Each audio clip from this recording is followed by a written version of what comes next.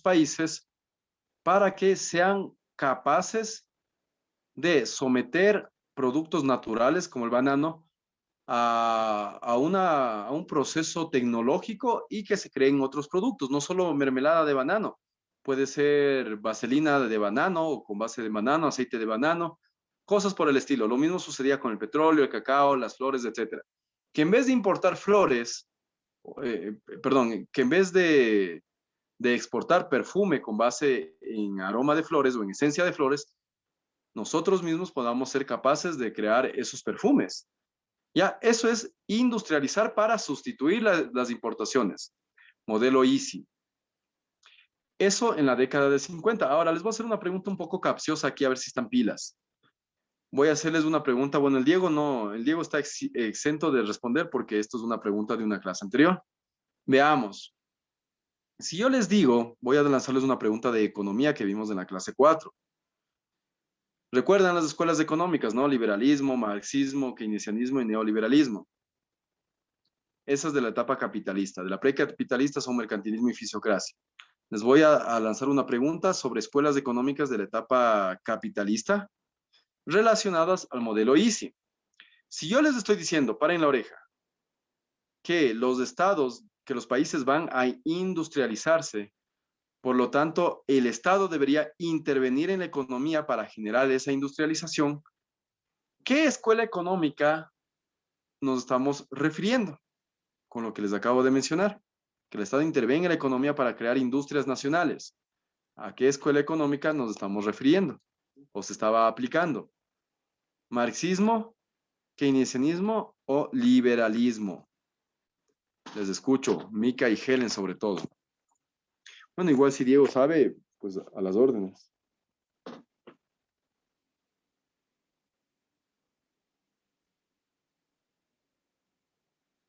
Es la keynesiana. Bien, Mica, brillante. Te felicito. El Estado interviene en la economía para crear las industrias. ¿Por qué? Porque el keynesianismo trata sobre la intervención del Estado en el mercado o en la economía. Te felicito, Mica. Por lo tanto, chicos, épocas o décadas del 50 y del 60 es o había aquí en América Latina keynesianismo. El modelo Easy se inserta en esta lógica keynesiana. Anótenlo también entre los 50 y 60 esto. Ya. ¿Qué pasó en la década del 70? La década del 70, América Latina vivió una bonanza económica bastante grande. ¿Por qué? Porque el precio del petróleo estuvo al alza. Y si el precio del petróleo es caro, los países que producen y exportan petróleos como el Ecuador reciben ingentes ingresos económicos. En cambio, si los precios del petróleo son bajos, como pasó y sigue pasando, los ingresos de un país petrolero serán bajos, o un país que produce petróleo serán bajos, ¿ya? En la década de los 70 los precios del petróleo subieron y eso hizo que América Latina cuente con una bonanza económica bastante grande. Incluso en el 72, Ecuador descubrió importantes yacimientos de petróleo en la Amazonía. Incluso con ese dinero, que fue como ganarse la lotería para el Ecuador, con ese dinero, Ecuador pudo pagar la deuda externa que tenía con Inglaterra, fruto de las revoluciones independentistas, ¿no? Fruto de que Simón Bolívar había adquirido esa deuda para independizarse de España. Imagínense, más de 140 años después se pudo pagar la deuda externa con Inglaterra, gracias a la bonanza económica de la década de los 70. Entonces fue una época bastante caudalosa. Pero esto cambió en la década de los 80. Irán anotando, por favor. Esto cambió en la década de los 80 porque si bien la de los 70 fue de bonanza económica, la década de los 80, los precios de las materias primas como el petróleo se redujeron, empezaron a caer. Y además, el modelo Easy, que había sido empezado entre el 50 y el 60, fracasó. Los países no pudieron industrializarse y algunos que medio lograron industrializarse, sus productos no fueron competitivos con los productos de Europa y Estados Unidos. Por lo tanto, el modelo Easy fracasó y se lo abandonó. Por esta razón, a la década de los 80 se la conoce como década perdida, anotarán. Década perdida. ¿ya? Por los bajos precios del petróleo y por el fracaso del modelo Easy. Listo. Dado que fracasó el modelo Easy y por ende entonces fracasa el keynesianismo, América Latina trata de buscar una salida a esta nueva crisis. ¿Cuál fue la salida? Ojo, anoten que en los 90 asumió el neoliberalismo como nueva escuela económica.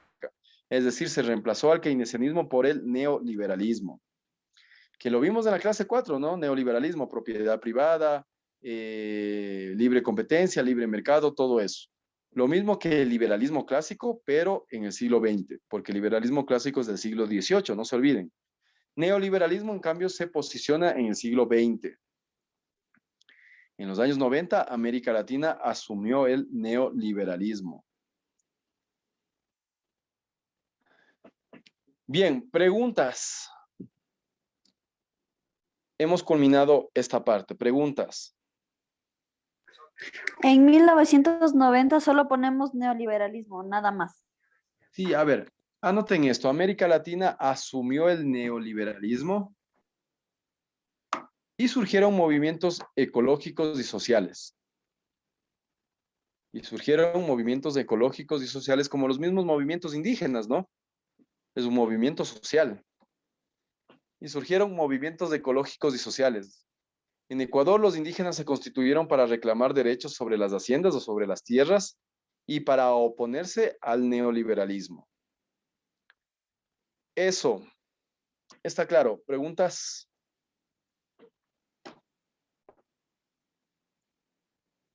Lice, ¿en qué surgió? Movimientos ecológicos y sociales, mi querida Mica. Ya, gracias, Lice. Ya, a ti.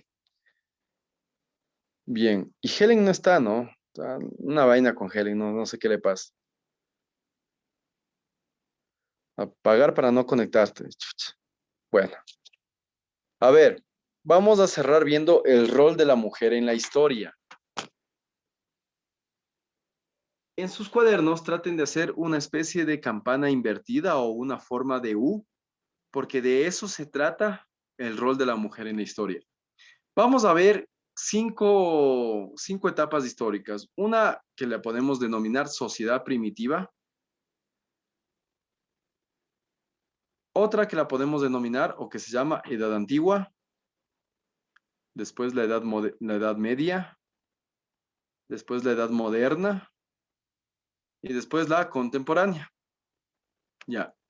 Desde donde dice sociedad primitiva hasta donde dice edad contemporánea, espero que lo hayan anotado horizontalmente, no verticalmente, sino horizontalmente, hagan una especie de U, ¿sí? Partan desde sociedad primitiva arriba, bajen donde dice edad media, bajen por donde dice edad antigua, por donde dice edad media, hagan la curva, empiecen a subir por donde dice edad moderna y suban completamente otra vez donde dice edad contemporánea. Ese es el rol de la mujer. ¿Por qué?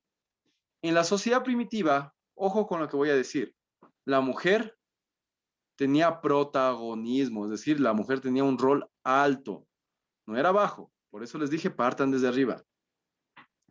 En la sociedad primitiva la mujer tenía un rol protagónico, había un matriarcado. ¿Qué era un matriarcado? El gobierno de las mujeres.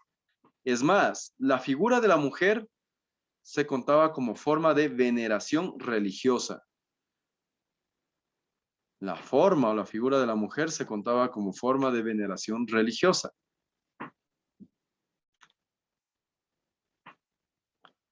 Ya, en la edad antigua esto cambia. Ese rol protagónico de la mujer en la sociedad primitiva, en la edad antigua empieza a decaer y el rol de la mujer se va un poco para abajo. ¿Por qué? Porque solo se empieza a dedicar a actividades domésticas. Nada más, solo a actividades domésticas. Con excepción de un país de la edad antigua o de una civilización. ¿Te acuerdas, Mica? ¿Qué civilización no era igual al resto con respecto a la mujer en la edad antigua?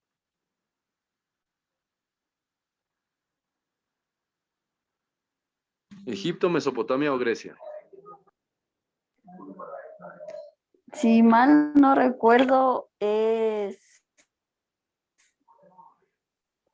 A ver. Sería Grecia. No, Diego. Grecia Sabía que me iban a decir Grecia. Grecia tuvo un aporte brillante en toda la Edad Antigua. Surgió la democracia, la política, la filosofía. Todo fue brillante, menos en cuanto a los derechos de las mujeres, lastimosamente. En toda la Edad Antigua, las civilizaciones tenían relegadas a las mujeres a temas domésticos, menos una.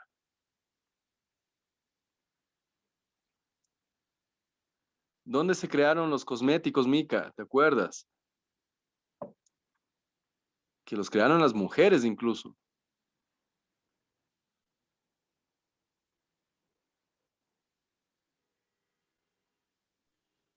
O sea, sí me puede decir o sea, las alternativas. Egipto, Mesopotamia y Grecia. Fue en Egipto. Por Bien. eso, yo buscando en Fenicia. No, Egipto. Bien, bien, Mica.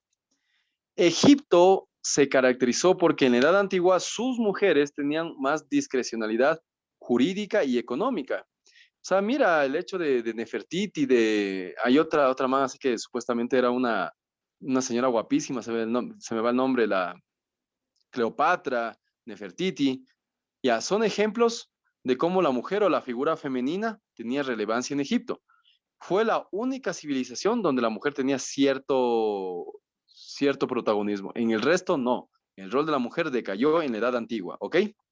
Ténganlo muy en claro eso, porque si les han tomado. Ya, de la Edad Antigua vamos a la Edad Media y eso hay que bajar un poquito más esta línea que estamos haciendo. Bajen y hagan una curva en U ahí, como que si fuera la base. Ya, una curva en U y empiecen a subir hacia Edad Moderna. En la Edad Media, como la Edad Media se caracterizó por el imperio de la Iglesia, de Dios, de la escolástica, la Edad Media también relegó a la mujer a ser únicamente esposa y madre, nada más. No podría ser sacerdotisa, perdón, no podría ser gobernante, nada de eso. Esposa y madre, todo el resto eran o lo hacían los hombres. En la Edad Moderna, ese rol de la mujer empieza a subir, así que suban un poquito más en sentido hacia la Edad Moderna. ¿Por qué? Dado que estalló la revolución industrial, acuérdense que estalló en 1750, una revolución profunda en las relaciones de producción, en la producción en sí, ¿no? Ya no se producía con las manos, sino con las máquinas de vapor. Se empezaron a crear nuevos campos laborales y ahí es donde aprovechó la mujer para incluirse en esas actividades laborales, no solo por la industria, sino también por las guerras que habían, ya que muchos hombres empezaron a alistarse en las milicias y morían en campo de batalla y pues se quedaban sin mano de obra las empresas y el Estado. Entonces tuvieron que echar mano de la mujer. Ya empezó a subir en la edad moderna y en la edad contemporánea, es decir, actualmente el mundo en el que vivimos, esa línea que hicieron, lleguenla al tope, hasta el último, hasta estar a la par o al mismo nivel que sociedad primitiva. Y ahí hemos completado esa línea en U, en forma de U. En la sociedad actual, la edad contemporánea, la mujer ocupa cargos directivos, políticos y de representación internacional. Está claro el rol de la mujer en la historia. Y vamos a cerrar con esto. En Ecuador, una mujer que impulsó el sufragio femenino se llamó Matilde Hidalgo de Procel. Anótenlo. Matilde Hidalgo de Procel fue la primera bachiller de la República, la primera mujer en graduarse de médico en la Universidad Central del Ecuador. Y en 1924 quiso votar, porque en la Constitución no había ninguna prohibición para eso. Pero como no era común, no le dejaron votar y ella dijo, pero ¿cómo así? ¿Dónde está la Constitución que no puede votar las mujeres? Pero no era común que lo hagan, sino que solo los hombres tengan estos derechos civiles y políticos, que entre paréntesis nacieron con el liberalismo de la Revolución Francesa, no se olviden. Ya, entonces ya dijo, ¿cómo así no voy a votar? Le dijeron, chuta, pero es que no es común y no se puede. ¿Por qué no se puede si la Constitución no dice nada? Pero sí, no se puede, ¿no? La gente retrógrada. Entonces ella elevó una consideración al Consejo de Estado y este Consejo de Estado revisó esta posibilidad y en 1929 determinaron que la mujer puede votar, que no hay impedimento para eso. Por lo que en este año, en 1929, la mujer, la misma Matilde Hidalgo, tuvo el derecho a votar, pudo ejercer su derecho a votar, impulsó el sufragio en Ecuador y además fue la primera en alcanzar dignidades públicas. Matilde Hidalgo de Procel, una lojana. En Argentina también hubo una mujer que ayudó al sufragio de mujeres en este país. Se llamó Eva Duarte de Perón, Eva Perón. Ya Eva Perón ayudó precisamente como Matilde Hidalgo a que la mujer pueda sufragar en Argentina y que ellas también ingresen a la política. Eva Duarte de Perón. Listo, esta es la última diapositiva. Listen, Ujú. Eva Duarte de Perón es la... Ay, ¿cómo es? Ese video que nos indicó el otro día. Ese mismo, Mica, ese mismo. ¿Te acuerdas de ese discurso de mis queridos Sí, descamisados? Tengo algo que decirles que me quemen en el alma y yo por ti, ustedes daría la vida si me la pidieran y si las diera cantando, ¿te acuerdas? Ella misma. ya dicen, sí, sí me acuerdo. ¿Y en qué año me dijo? De Eva Duarte, no recuerdo el año, déjame ver. No recuerdo el año de Eva Duarte de Perón. Ay, ya. No te toman el año, les toman qué rol tuvo Eva Perón. El rol que tuvo fue de impulsar el sufragio femenino, pero en Argentina, no se equivocarán. Matilde Hidalgo en Ecuador y Eva Duarte en Argentina, ¿ok? Ya, Liz. Bien, ahora van a anotar sobre estas tres mujeres indígenas. Dolores Cacuango, Tránsito Amaguaña y Rigoberta Menchú.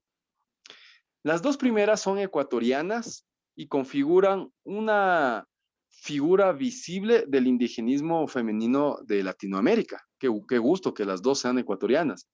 Dolores Cacuango y Tránsito Amaguaña. ¿Qué roles o qué logros les vamos a anotar de ellas? Anoten ahorita esto. Crear la educación bilingüe o escuelas bilingües, es decir, que se enseñen en castellano y también en la lengua propia de los indígenas. Esa es una forma de luchar contra el colonialismo, ¿no? Que lo vimos en la clase 3. Creación de escuelas bilingües o de la educación bilingüe. 1, ¿no? 2, trabajar por la reivindicación de las tierras, es decir, que las tierras sean parte de los indígenas, no de cualquier otra persona. Porque tradicionalmente han vivido ahí, la han trabajado, la producen, la cuidan, por eso reclamaron la propiedad de las tierras los indígenas. Ese es el número 2, ¿no? ¿Puedes repetir el número 2, dicen? Claro. Reivindicación de las tierras para los indígenas. Que las tierras Gracias. regresen a los indígenas, chévere. 3, creación de sindicatos indígenas. Un sindicato es un grupo de trabajadores, ¿no? Así que esto tiene que ver en el ámbito laboral, que los indígenas puedan trabajar de mejor manera, de mejor forma, con un salario digno, con descanso de fines de semana y que trabajen únicamente 8 horas al día. De eso se encargaron los sindicatos indígenas, ¿ya? Estos tres aportes, y en el caso de Dolores Cacuango, luchó contra, anotarán, las relaciones precarias de producción, luchó contra eso también, contra las relaciones precarias de producción.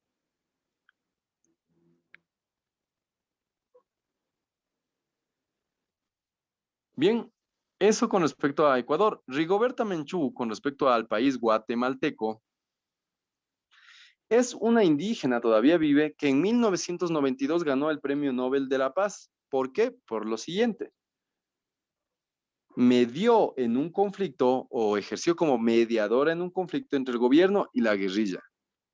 Por eso le adjudicaron el Premio Nobel de la Paz. Porque medió en un conflicto, fue mediadora en un conflicto entre el gobierno y la guerrilla, que culminó con la firma de los acuerdos de paz. Rigoberta Menchú. ¿Ya? Premio Nobel de la Paz. Ese fue su logro. Ella es guatemalteca. Bien. Listen, Dime, Mica. una pregunta. Ajá.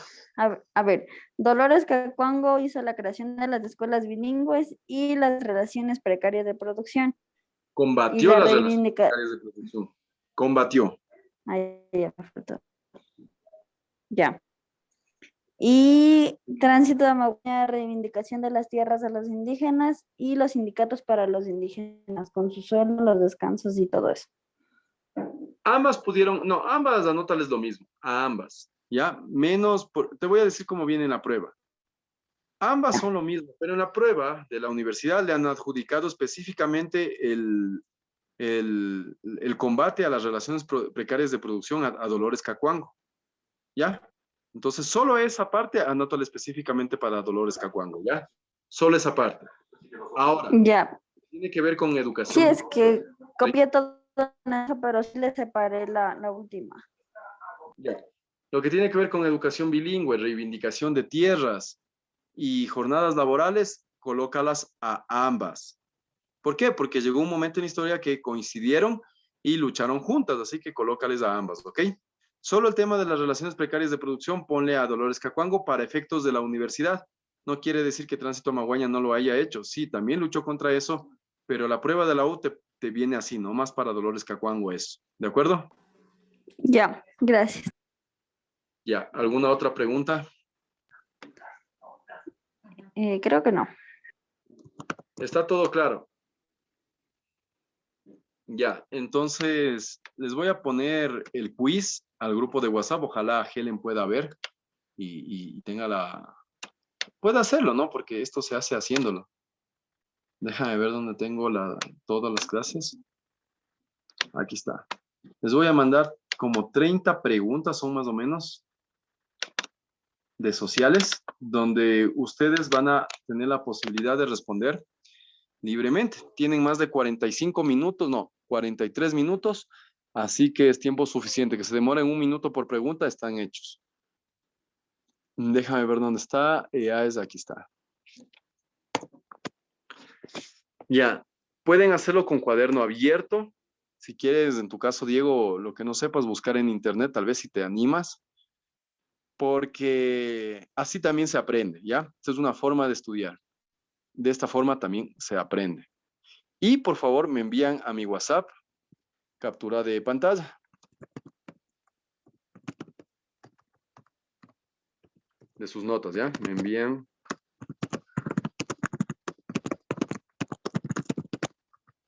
¿De cuánto sacaron? Bien, ahí les fue. Perfecto, y con esto hemos culminado sociales. Si tienen alguna duda, bueno, me avisan, no con respecto al quiz, tienen que llenarlo ustedes unilateralmente. Les quiero pedir que, si es que les va mal, tienen la posibilidad de hacerlo nuevamente y que me envíen una mejor nota.